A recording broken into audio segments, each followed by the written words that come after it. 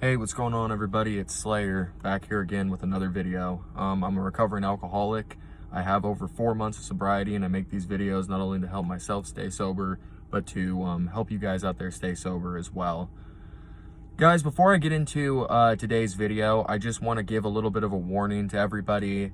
There is going to be some footage of me like intoxicated and stuff like that, and I just don't want to trigger anybody. I don't want to be the reason that anybody gets triggered and goes out and decides to drink or anything. So just a quick warning, if anything like that is going to trigger you, I would suggest to press off the video. I'd rather you not watch the video and be safe than to watch the video.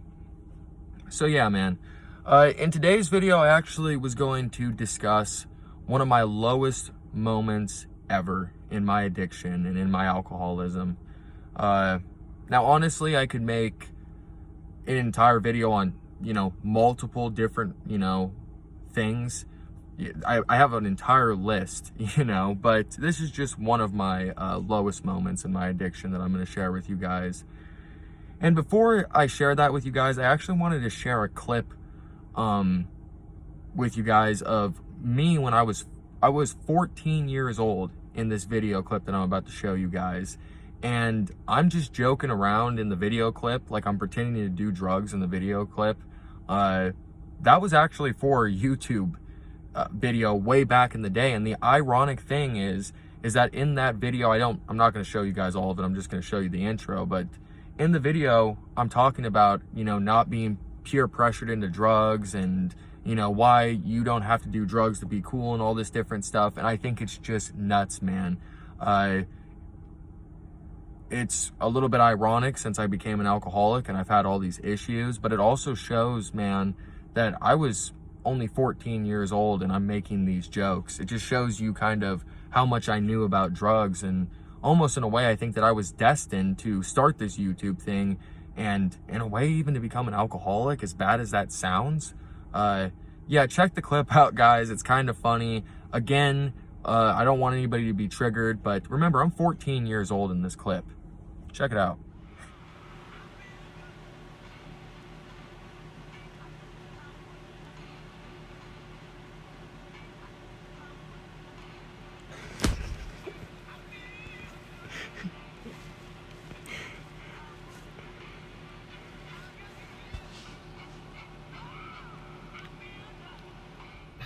So yeah, guys, I don't really know what else to say about that, except for, I knew a lot about drugs at a very young age. And I think that that's just something to note, and that's kind of, interesting, and I've brought that up in past videos. So yeah, man, let's get into the main topic of the video, and that's one of my lowest points in my entire addiction. And so let's just jump right from the beginning. So at this time period of my life, man, this was right before I went into my very first rehab. And this was right before my ex ended up leaving me too. So, you can, just by those two things right there, you can kind of, tell that I was not doing very well leading up to this. My entire life revolved around drinking at this point. I was a complete and utter mess. I've said it in past videos, and I cannot stress it enough. I would not do a single thing unless I was intoxicated. I was way too sick and ill anyways to be doing anything without booze. So I needed booze to even function in my everyday life. During this time period, man, it was constant fights. It was in and out of jobs, man. I could make an entire video on just a list of all the jobs that I've had and lost. It's really kind of sad, man. Just to name a couple that you guys would know, not like the local jobs that I've had from around my, where I'm from and where I live at. Target is one of them that I had, and I actually really enjoyed that job. Lost that due to my drinking. Another job is Home Depot. I brought that up in the past, guys. Man, that was a nightmare. There was times where I was over on the side of the building, puking, throwing up, going through severe alcohol withdrawal, and at the same time, I'm trying to lift like 40, pound, things and throw them into the back of trucks and stuff. And I remember, I'd be seeing red stars. It was just an awful job for where I was. Red Robin is another one, man. I worked there as a dishwasher for like, I don't even know, you know, a little while. I lasted there a little while, but the only reason I lasted there is because everybody else there was a bunch of alcoholics. That's the only reason I lasted there, is because everybody else there was getting just as messed up and had just as many problems that I had. Which, you know, the more and more people that I talk about, the more I find out that the restaurant business is just full of people who have drug issues and people who have alcohol issues. So yeah, man, to just paint the picture, that's where I am in my life. I was in and out of the hospital, in and out of the hospital, in and out of the hospital, getting in fights, like I said, with my ex-girlfriend, literally almost every single day. We would have a good day, maybe a good couple days, where I would have alcohol in my system, you know, and even then, man, you know, she'd be getting upset because I was drunk half the time. But at least, like, when I was drunk, you know, and I wasn't going through my horrible withdrawals, sometimes we would get along. You know, of course, when you're intoxicated, that filter goes out. So I don't know. What I'm trying to say, guys, is I was at rock bottom pretty much in my addiction. And I mean, it got even lower than this, but it was really, really, really, really bad and really, really dark at this time. Most of my family just wanted nothing to do with me at this point, and I can't really blame them. All I really had was my ex-girlfriend. My face at this time was completely swollen from the drinking, and I'll show you guys a clip of that actually right now. I think I'm talking about drinking, what a shock, but you guys can actually see just how swollen my face was, and that's from all the excessive alcohol, and that was my liver having issues. I've looked it up. But yeah, man, check this video out real quick.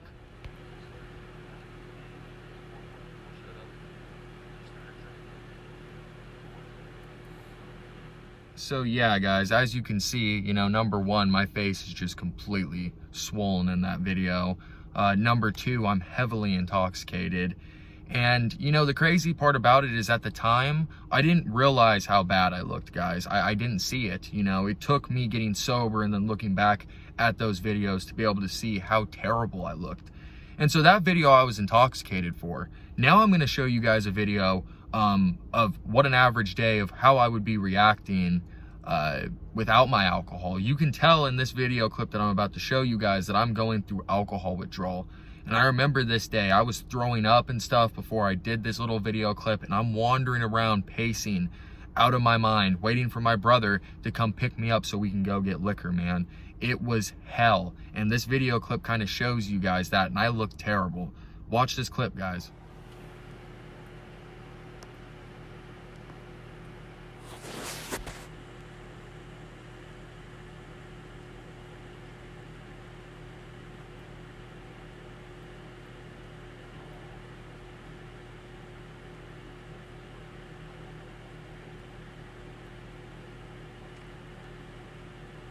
So yeah, man, that kind of shows you guys like the mental, you know, mind space of it really is agonizing. That is the best word for alcohol withdrawal, man, agonizing.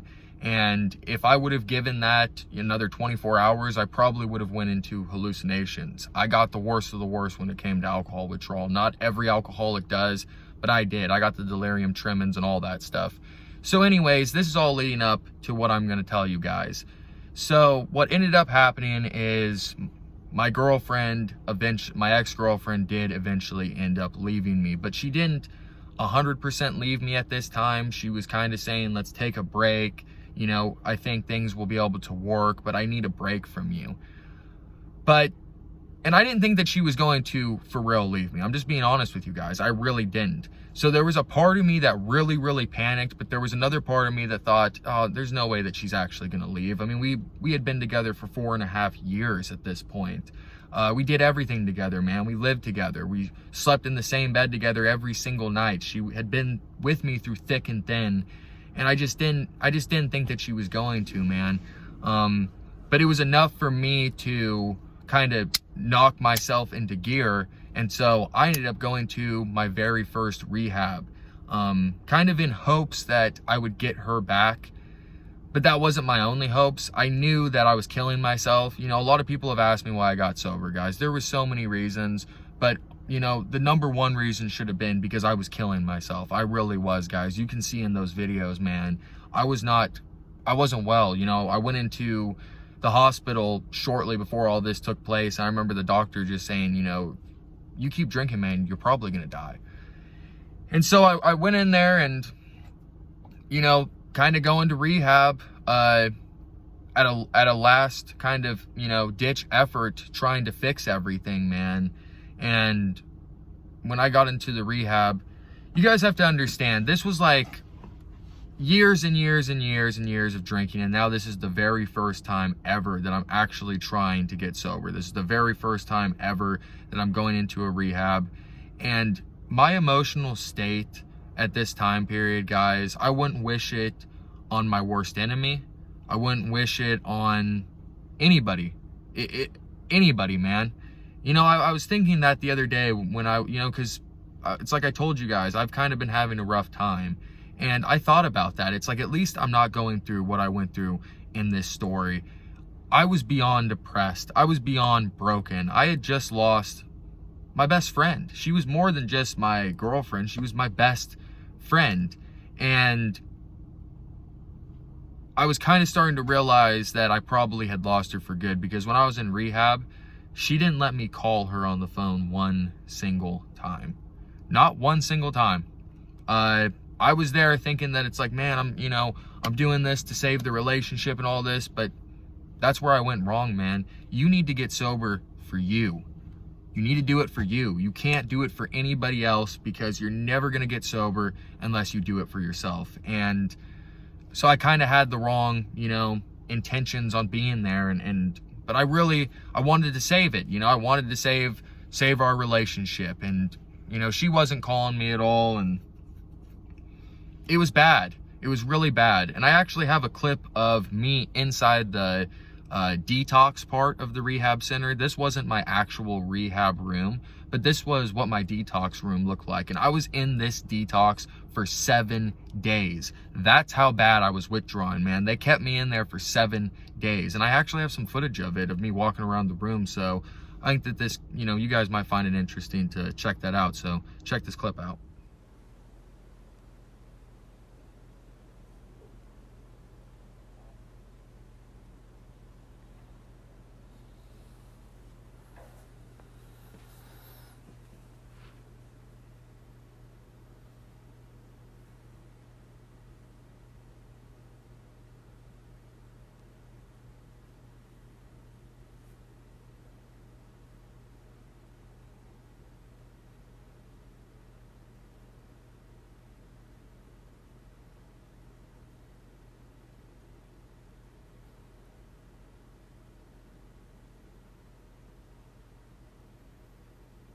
So yeah, guys, I was in that, you know, detox, and then I ended up getting out, and I did a rehab, but I didn't end up lasting in the rehab, guys. I was in it for like 20 days, I want to say. And this is where everything really started to hit the fan. I had just, like, kind of started to feel like I was getting, you know, kind of a grip on sobriety, because that was the longest I had been sober in forever, was like that 20-something days. And then it comes to find out that my ex-girlfriend was talking to somebody that was extremely, extremely close to me. And I really can't tell you guys, you know, any more than this guy was extremely close to me without completely giving it away who this individual was. Yeah, I ended up finding that out. So it's like I'm trying to get sober. I pretty much have nobody in my life. My girlfriend just left me, and I just, you know, and I figured that out. And I dropped out of the rehab instantly. I just dropped out of it. I couldn't even focus on anything. I was completely entangled in the news that I had received. And I figured this out, guys. Nobody came and told me. I had to figure it out. I was being completely gone behind my back. It was an absolute and utter nightmare, man.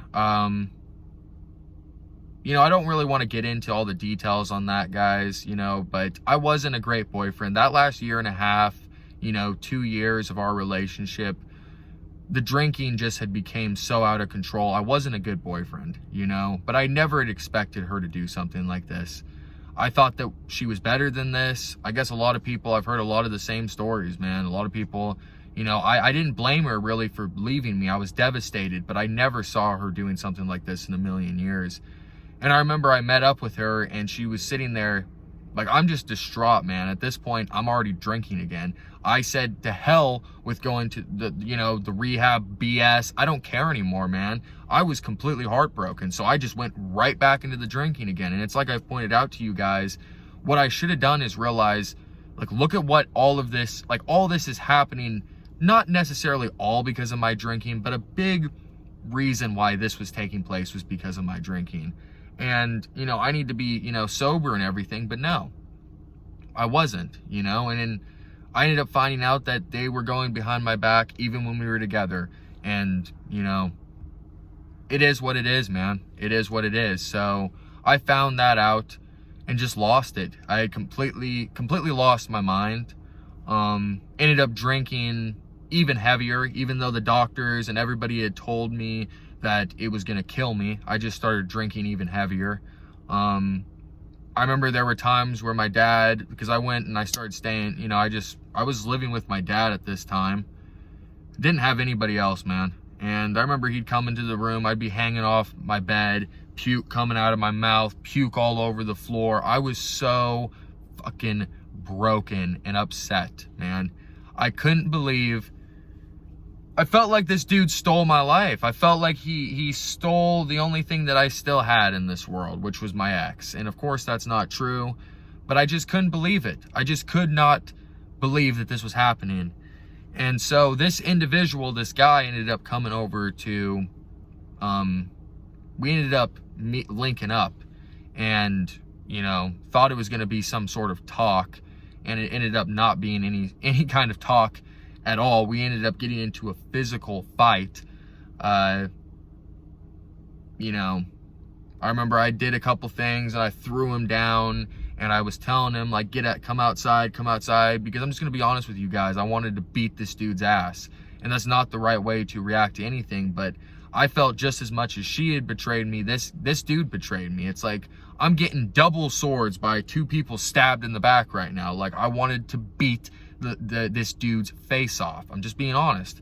So I told him, let's go outside, I'm gonna beat you, and he was like, I'm not gonna do it. So what ended up happening is I turned around, and as I was walking, there was a baby gate, and it was for dogs, there was no babies in this house. There was a baby gate, and as I lifted my leg over to climb over the baby gate, this fucking dude tackled me from behind. And when he tackled me from behind, my one foot that was already over got caught, and it just snapped my foot like in half, just broke my foot in half. And he landed on top of me, and we ended up going at it. I turn around, I grab him, I'm punching him and shit, and it was just all out mayhem. He ends up jumping up and running off and everything, and ends up taking off.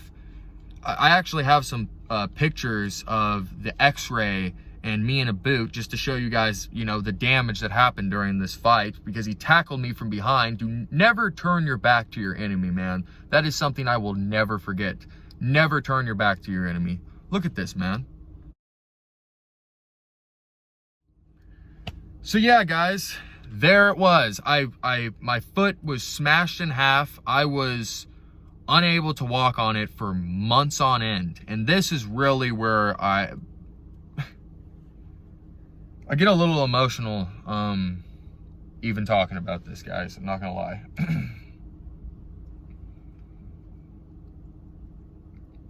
It was a really, really, really dark time period in my life. He ended up taking off, and they ran off into the sunset together, and I ended up going to the hospital. Sure enough, my foot was completely broken, as you guys could see from the x-ray.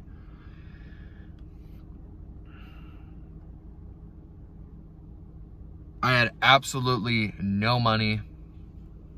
I had nothing to show for anything, and you know, there I was stuck. I remember I just like laid in my bed for like 2 months, not being able to do hardly anything, completely depressed from everything that had happened in my alcoholism and addiction, completely heartbroken that my ex had left me and gotten with somebody that I was close to, completely depressed that most of the people in my life at that time period couldn't stand me or hated me. It was horrible, man. It was absolutely horrible. There were moments, I remember, guys, laying in my bed, like, just wanting to kill myself. I'm not even gonna lie, just wanting to kill myself, having fantasies of going and doing something to them, hurting them, because I felt like they hurt me that bad, and I never would. But I was just absolutely heartbroken, man. I was completely heartbroken. All of my alcoholism and all of my BS that I did really had caught up to me in the first time, where it kind of all started to sink in, because there was so much crap, guys, that had happened before this that was traumatic, that was crazy. But this was the very first time that I was stuck. I had no money. I had no way to go get alcohol. And even though I was still drinking, I still found a way to get my hands on alcohol, mainly because of my like brother and different sources.